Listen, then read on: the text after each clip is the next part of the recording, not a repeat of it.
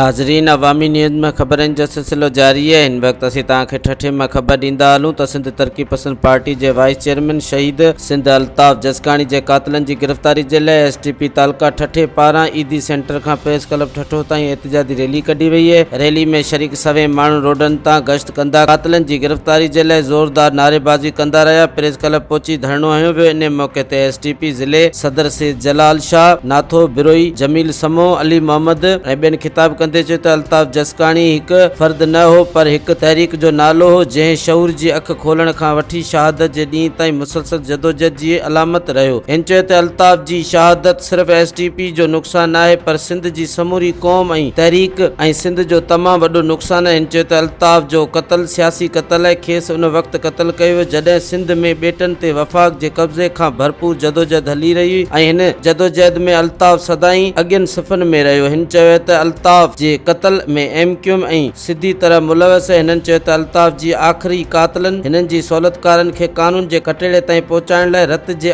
आख़िरी फुड़े ताईं जदोजहद जारी रखंदासीं। मज़ीद खबरों और तफसीलात के लिए विजिट करें हमारी वेबसाइट www.awamiNewsHD.com।